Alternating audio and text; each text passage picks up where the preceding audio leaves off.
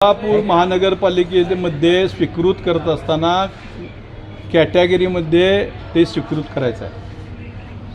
हे एका लोकमंच नावाच्या ट्रस्टमधून या ठिकाणी स्वीकृतीसाठी यांनी भारतीय राष्ट्रीय काँग्रेस या पक्षातून त्यांनी फॉर्म भरलेला आहे आणि त्यांनी जो स्थायी समिती सभापती असताना जो भ्रष्टाचार केलेला आहे त्याचे सबळ पुरावे माझ्याकडे आहेत आणि ते सबळ पुरावे सादर केलेले आहेत आणि महापौरांना सुद्धा मी हे निवेदन देणार आहे। कोण आहेत? सुनील जबरचंद मोदी, माजी स्थायी समिती सभापती।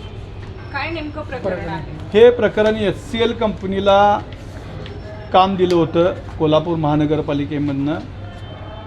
त्याच्यामध्ये HCL कंपनीकडनं त्यांच्या हस्तकांच्या नावावरती 1,60,00,000 रुपयाचे पैसे घेऊन त्यांनी आपसात वाटून घेतलेले आहेत। त्याचं सर्व रेकॉर्डिंग कुणी कुणाला किती पैसे दिलं हे सगळं त्या क्लिपमध्ये आहे।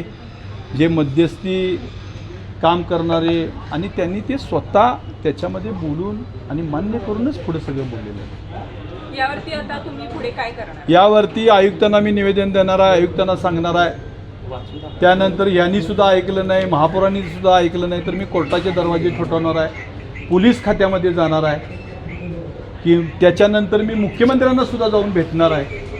कारण अशा भ्रष्टाचारी माणसांना जर स्वीकृत करून घेतलं तर या कोल्हापूर महानगरपालिकेमध्ये जे नुकसान होणार आहे ते अतिशय मोठं होणार आहे, ते भरून न निघणारं नुकसान होणार आहे।